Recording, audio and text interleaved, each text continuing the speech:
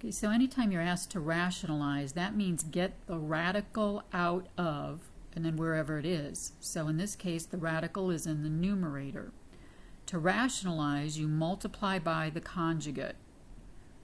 So multiply by conjugate. A conjugate is the same numbers, like if it's A plus B, the conjugate's the same numbers, but the sign in the middle is the opposite. So these two would be considered conjugates. Or if it were A minus B, its conjugate would be A plus B. Same letters, different sign in the middle. So if I want to rationalize this problem, I want to get the radical out of the numerator, I multiply top and bottom by the conjugate. So my conjugate is going to be square root of x plus 4. All right, top and bottom. All right, so here we go. And we usually just multiply out the numerator, so don't worry about the denominator right now. So because these are conjugates, you only have to multiply first times first and last times last. You don't have to do the full FOIL method because the middle terms are going to cancel out every single time when you pick a conjugate. So when I multiply the square root of x times the square root of x, that's the square root of x squared. A negative 4 times a positive 4 is negative 16. I still have x minus 16, and then I've got the conjugate down here still. All right, but the square root of x squared cancels out to just x. X minus 16 on top. On the bottom, x minus 16 times that radical x plus 4. And now you can cancel those out. Now there's nothing that appears in the numerator, but there really is, because these cancel out to the number 1 over, and then you're left with the square root of x plus 4.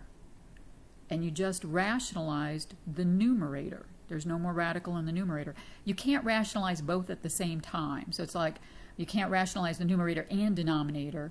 It's just going to be wherever the radical starts, that's what you're trying to get it out of. So we got the radical out of the numerator by rationalizing it. All right.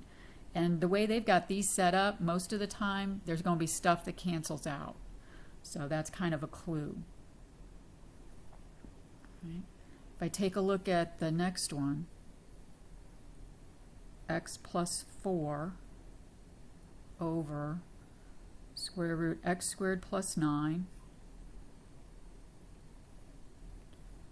and then minus 5.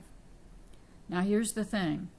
You can't simplify the radical. Because of the addition sign, you can't individually take the square roots of those. And you can't subtract 9 minus 5 because the 9 is under a radical and the 5 isn't. So you're never going to subtract the numbers under a radical. So the only thing we can do is rationalize, which means, again, get the radical out of, and in this case, the denominator. So you're going to multiply top and bottom by whatever the conjugate is. So the conjugate is the same terms, x squared plus 9, and the 5, top and bottom. But now instead of minus 5, it's going to be plus 5s. And you're only going to multiply out what you're getting rid of, the conjugate in this case. Multiply the conjugates together and then just see if it'll cancel with something on top. So when I multiply this times that, anytime you multiply a radical times itself, it cancels out to just what's under the radical.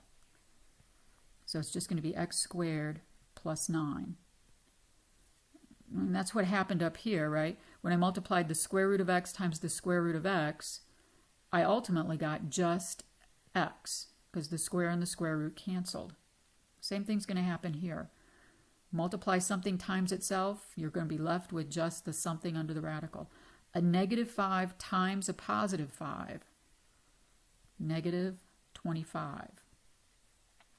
Keep the top factored. All right, let's just leave that alone for right now and simplify further the denominator. All right, so x squared plus 9 minus 25. So I've got x plus 4, still that same funky thing. We don't want to multiply that out, just leave it all factored. But as it stands, there's nothing to cancel unless you factor. And we got to look to see, does the denominator factor? You have the difference of two squared things. So let's factor that. And keep in mind, it should cancel with something up in the numerator.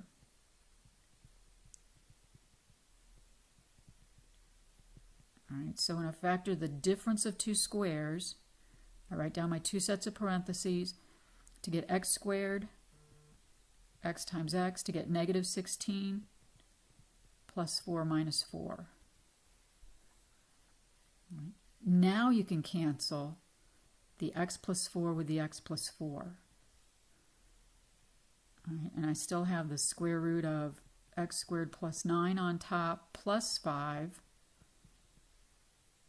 And on the bottom, just x minus 4. And that's as far as you can go with that one. You rationalized the denominator. The radical is no longer down in the bottom. It's okay if it's on the top, we don't care, but it's no longer in the denominator.